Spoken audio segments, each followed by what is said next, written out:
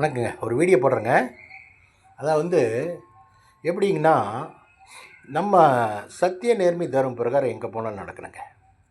அடித்து பேசி ஒன்று வாங்கக்கூடாதுங்க. அடித்து பேசி வியாபாரமே இல்லையே, நீ என்ன பண்ணி தொலைகிறது, முதல் போனியாச்சே அப்படின்னு சொல்லி வகுறு வெந்து அந்த பொருள் வாங்கிட்டு வரக்கூடாதுங்க.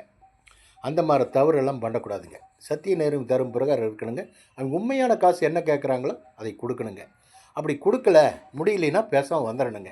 அடித்து இவ்வளவுக்கு தான் கொடுப்பேன் அவ்வளோக்கு தான் கொடுப்பேன்னெல்லாம் வாங்கவே கூடாதுங்க. எந்த பொருளாக இருந்தாலும் எந்த ஷாப்பிங்கு போனாலும் என்னங்க, உணவு கடைக்கு போகிறோம்னா நம்ம நல்லா சாப்பிட வைக்கிறோம். சர்வர் நல்லா சாப்பிட வைக்கும்போதுங்க அது தேவையில்லைன்னு நீங்கள் நினைக்கலாம்.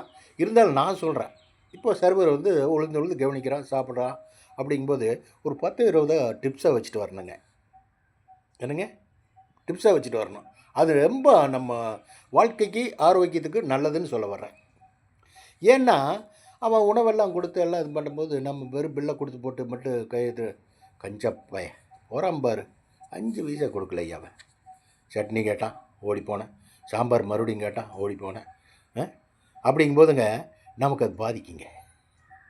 மனுஷனுடைய மனுஷனுடைய வாய் அப்படி இருக்குதுன்னு சொல்ல வர்றேன். சரிங்களா? நான் ஏன் எதுக்காக சொல்ல வரணுங்கன்னா, நம்மளுடைய இதெல்லாம் அப்படியெல்லாம் நடக்கும். இன்னொரு விஷயம் என்னென்னா, உங்களுக்கு வீட்டுக்குள்ளே அது ஒரு வேறு வீடியோ போட்டு சொல்கிறேங்க. எனக்கு சத்திய நேர்மை தரும் பிரகாரம் உண்மையாக நடக்கணும்னு சொல்ல வர்றேங்க. சரிங்களா? உண்மையாக நடந்தால் நம்ம ஃபியூச்சர் நல்லாயிருக்கும். வாழ்க்கை சந்தோஷந்தாங்க மெயின். சந்தோஷந்தான் வேணும். வீட்டில் முகத்தை இந்த கிளாரிட்டி இருக்கணுங்க. ஃபேஸில் எப்பவுமே இந்த கிளாரிட்டி இருக்கணும். இந்த நெத்தியெல்லாம் வெள்ளையாக இருக்கணும். அழுக்கு படிஞ்சு கருமாத்தி பிடிக்கக்கூடாதுங்க.